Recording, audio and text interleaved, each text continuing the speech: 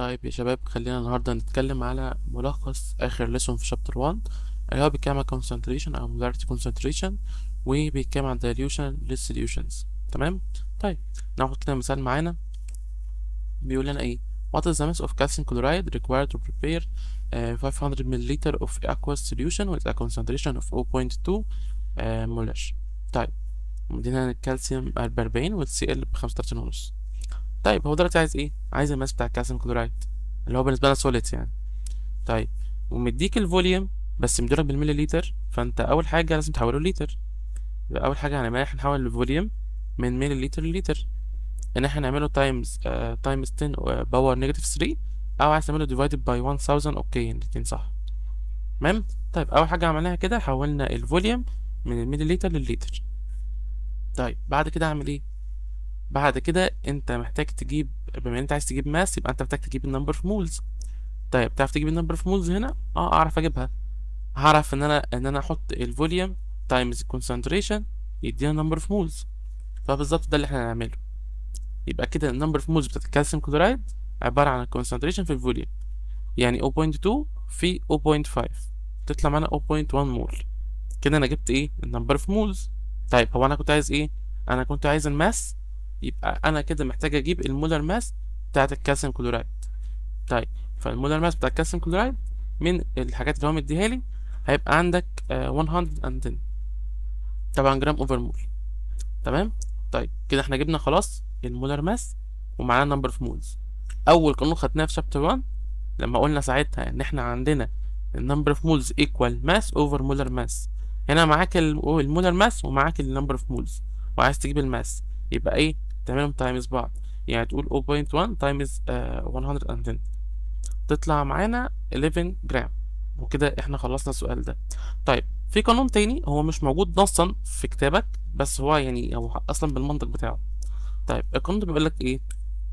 هقول لك ان الماس بتساوي المولر كونسنتريشن في المولر ماس في الفوليوم باللتر.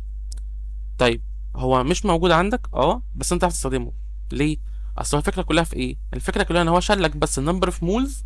يعني انت القانون العادي بتاعك كنت بقول لك النمبر اوف مولز بتبقى ايكوال المولر كونسنتريشن في الفوليوم. تمام كده. هو شال لك النمبر اوف مولز وحط اللي بيكافئها. فالنمبر اوف مولز بتساوي ماس اوفر مولر ماس. فمن هو كده اقدر اقول لك ان الماس هتبقى ايكوال مولر كونسنتريشن في مولر ماس في فوليوم بير لتر. فممكن نحلها بالطريقه دي من خلال القانون ده، ان احنا جبنا الفوليوم برضو حولناه للليتر، وبعد كده جبنا المولر ماس ورحنا ضاربين كله في بعض، ضربنا الكونسنتريشن في المولر ماس في الفوليوم، وبرضو هيطلع معاك ايه في الاخر 11 جرام برضو. ففي كل الحالات انت واصل لنفس النقطه، مفيش مشكله. طيب تعالى ناخد مثال كمان.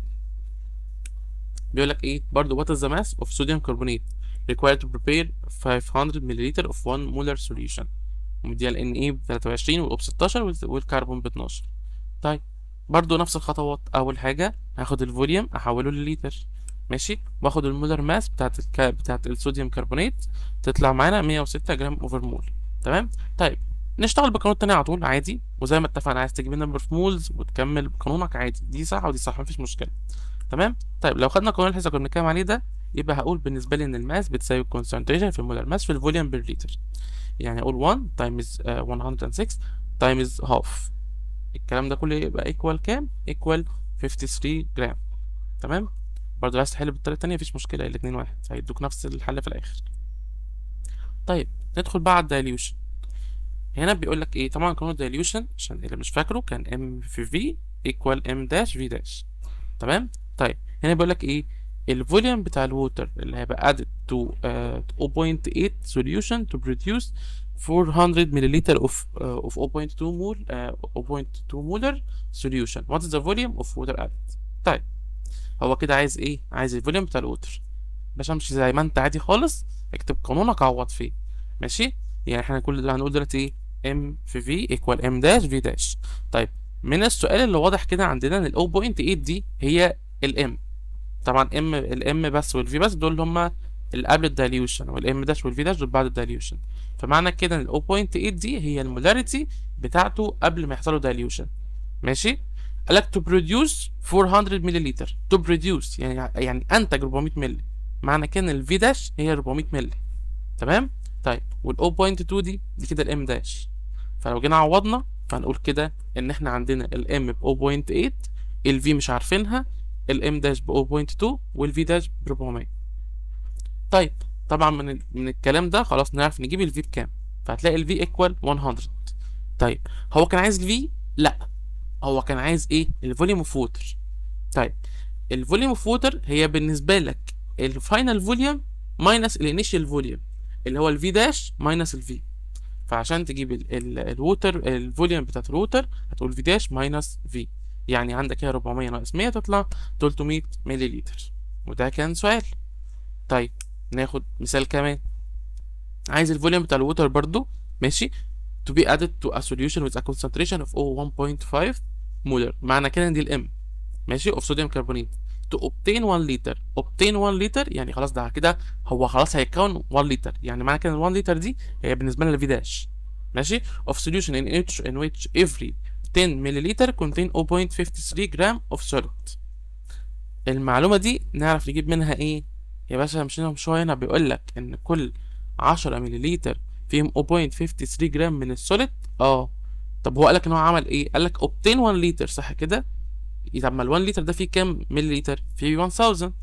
فمعنى كده انا لو قلت 1000 ملي لتر يبقى عندك كده احنا عايزين نعرف الماس بتاعه السوليد، فهتروح عامل الكروس مالتيبليكيشن تطلع معاك 53 جرام. طب حلو الكلام ده، احنا خلاص كده جبنا الماس بتاعه ايه؟ جبنا الماس بتاعه السوليد. طب وبعدين نعمل ايه؟ انت جبت الماس صح، تعرف تجيب المولر ماس. المولر ماس بتاعتك خلاص جبتها، تبقى برضو عندك اي 106 بتاعه الصوديوم كربونات. طيب وبعدين كده انت جبت عندك الماس وعندك المولر ماس، تعرف تجيب منها النمبر اوف مولز. اه عايز تجيبها من القانون مره واحده؟ اوكي، القانون اللي احنا لسه واخدينه في الاول الفيديو ده، اوكي. عايز تجيبها من قانوننا الطبيعي؟ اوكي، خلينا نمشيها بقانوننا العادي الطبيعي. طيب كده عندك الماس وعندك المولر ماس، يبقى تقول كده الماس على المولر ماس تطلع معاك نمبر اوف مولز. يبقى عندك النمبر اوف مولز هي كانت ايه؟ 0.5. طيب كده انت جمعك النمبر اوف مولز، تعرف تجيب الكونسنتريشن؟